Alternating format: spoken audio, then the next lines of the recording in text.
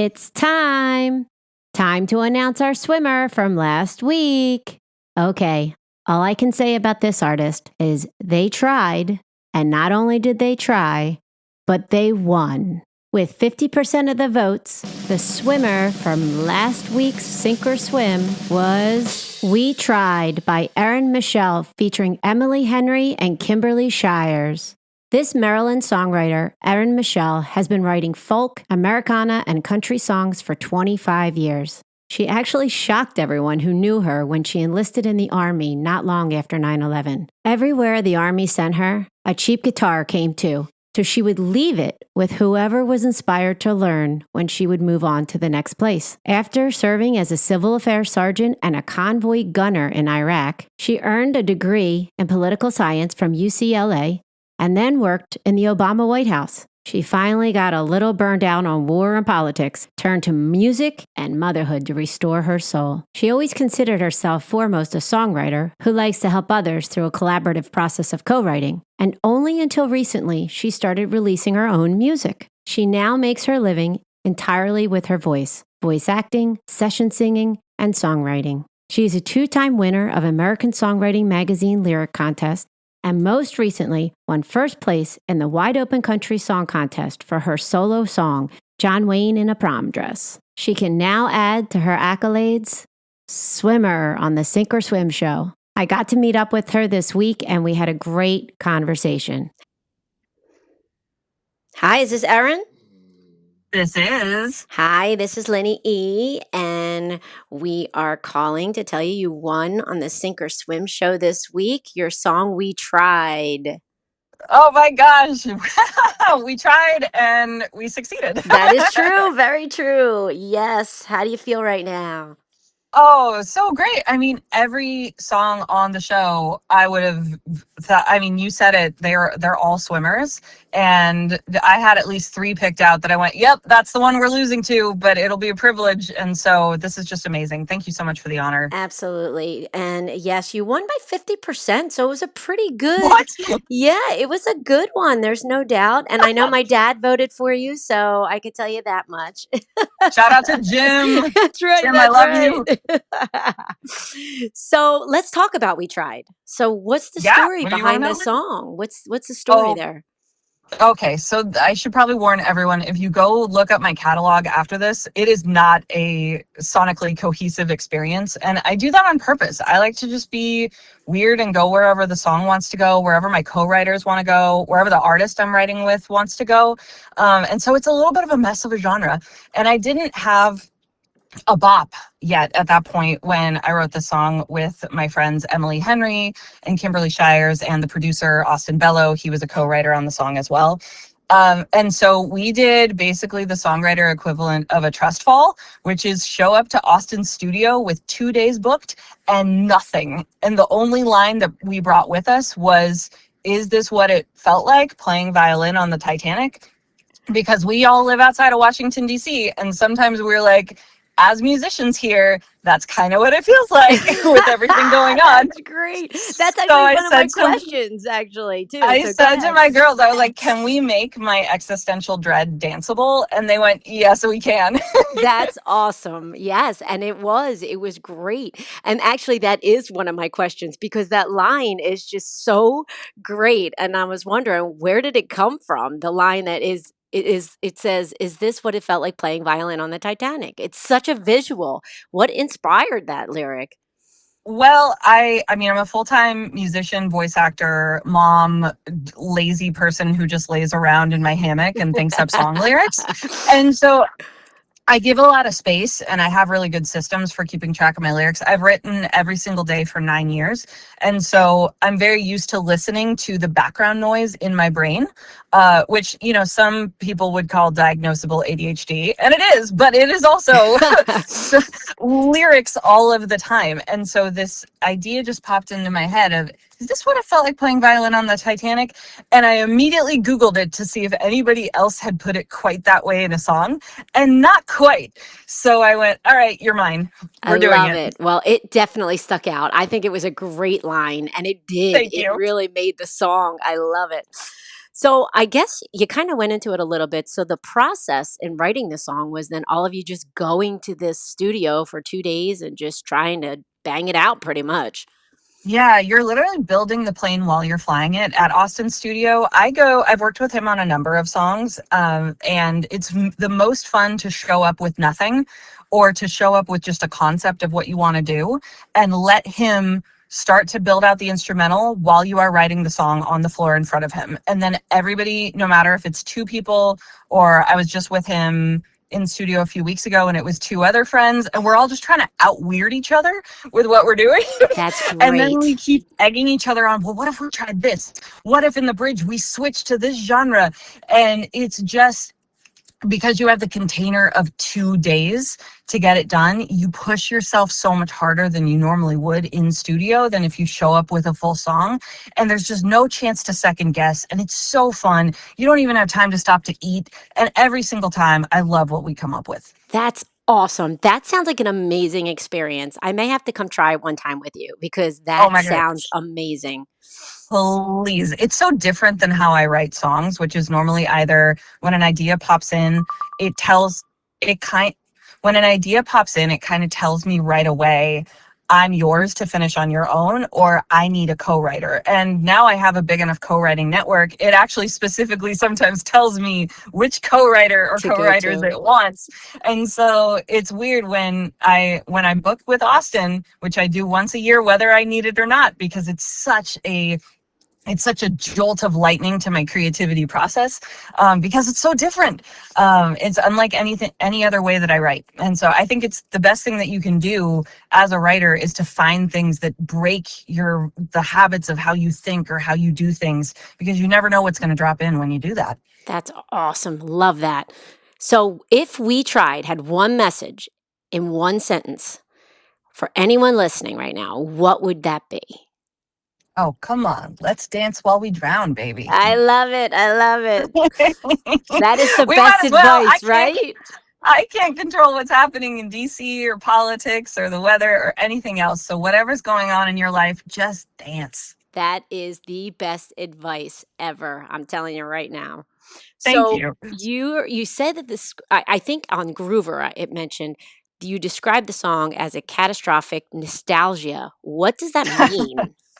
Well, to me, I think because I grew up in Los Angeles with earthquake drills literally drilled into my brain from the time I was 3 years old, I associate my whole childhood with preparing for disaster at any moment. And then when I was 8 years old, I survived a 6.9 earthquake in Los Angeles. It was Wow. like the big one. If it hadn't happened on a holiday Monday at 5 o'clock in the morning, it would have killed, they estimated, a lot more people. Unfortunately, I think it was Wow. 52 people did lose their lives.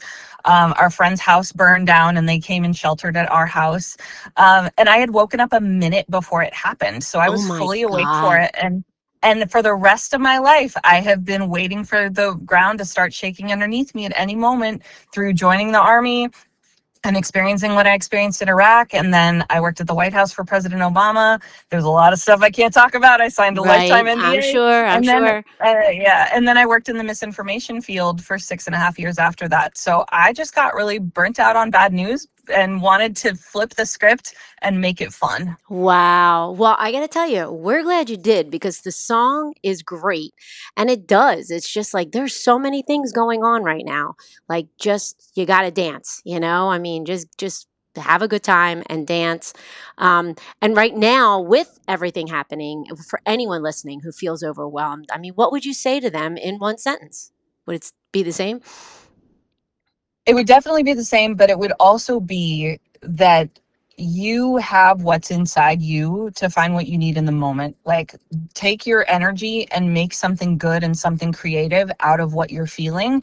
And no matter what, even if none of this matters, even if I'm kind of what is it, an optimistic nihilist, even if none of this matters and it's all going to fall apart, won't you be glad you spent your time making something beautiful? Oh, I love that. Oh my God, that's just poetic within itself. So I love that. So we're gonna get a little personal. What's been All your right. biggest sink moment in your career so far, and what's turned it into a swim? Oh, that's a good one. I would have to say, actually, my first couple of co-writes, because I just, you know how in music cities there's the track person in the co-write, there's the melody person, there's the lyric person, and there's the editor, the person who's really good at identifying where the song goes next. And usually as writers, we're good at two or three of those things. But in my first few co-writes, when I started co-writing 8 years ago, I'd say, I expected myself to be 100% the best at all of those things. And that was really unreasonable and kind of unfair to my co-writers, Right. because I wasn't really welcoming in what they do best as well. So now I'm so much more clear about, hey, here's what I do best in a co-write, and here's what I need out of my co-writers. And now we have a lot more fun, and also just not overcommitting to too many writes, or committing with people who have the exact same skill set, because I know that's going to be a little bit more of a struggle. Right. So it was really important to figure out, what do I do best, and not pressure myself to do it all. And I'm having a lot more fun. That's great. That's all right. That's awesome. Well, it's time for us to play Sink or Swim Rapid Fire Quick Round. So, this is where we Yes. just throw things out at you, and you got one job to tell us if they swim, appeal to you, or sink, not interested in. And it's no overthinking, no explanations needed. You just kind of go with your gut. Are you ready? You got it. I love it. This is my favorite part of the show. Okay, cool. So, first one, changing a lyric last minute. Oh, swim. Writing a text and never sending it. Swim. All right. Dancing in your kitchen. Swim. Chopsticks. Swim. Chocolate chip cookies. Swim. Group text chats. Swim. Wow, this is great. Late night writing sessions. Swim. All right. Social media trends. Yeah. Sink. All right. The beach. Swim. Singing songs live. Swim. All right. It looks like you're swimming in all avenues. Okay, I'm like, wait, find something I don't like. Well, we did the social media trends. You didn't like them that much. I enjoy observing them, not participating And in doing them. them. So That's all right. they're a sync for me. But thank you to Absolutely. everyone who does, because I have a lot of fun observing. Yeah, that's awesome. No, that's good. And these are pretty good things. I mean, who doesn't really like chocolate chip cookies? You know what I mean? Oh, So, I'm not. I'm allergic to alcohol, so I have to get. oh, you need something I then. need some chocolate. Absolutely. Don't take my chocolate chip cookies. Yep. Well, it's funny because two of our past swimmers, they got hot fudge sundae, and both of them said sink, and I was like, my heart broke. I was like, no. Lenny, I'm gonna break your heart again. They're a sync for me. No. They're a sync. No, they're terrible. They're the worst. Everybody says that. That's so funny. I love it. Oh, so funny. Well, our next question, pretty much, and it's just the final question is, what should fans be ready for next? Oh, well, there's going to be a lot more genre busting. I'm basically looking for, what do I not have in my catalog, and I'm just checking those boxes. I did just release my first 3-song EP of bedroom pop songs with Kimberly Shires, who was on We Tried. Okay. She's on there as Hear Me Roar Studio, because she's the founder and owner of Hear Me Roar down here in Maryland. Mm-hmm. And so we released a 3-song EP, and there's going to be a lot more of that. So just a lot more weirdness to come if you want to be on board with the weirdness. I'm at Eryn Michel, ErynMichel on everything, and that's my website too. And I would love to have you along for the weirdness. Awesome. And that was actually my next thing, is how can fans follow you? But you already did it. And we'll also put There it you go. on our website. So people will be able to go to the website, SinkorSwimShow.com, and get your information also. Amazing. All Thank right. you Well, so thank you much. so much. And Thank you, swimmers. congratulations I don't know again. I don't know what you call your people, but The people? you're fans, swimmers. Oh, yeah. They're all Yeah. swimmers to me. You know Yeah, what I mean? they're all So, swimmers. Every song, absolutely. every fan, every writer, we're all swimmers. Yep. I agree. Hashtag 100%. we're all swimmers. Yep. That's it. I got a new hashtag. I love it. I love it. I'm going to use that from now on. There you go. Awesome. Please do. All right. Well, thank you again. And here it is. We tried.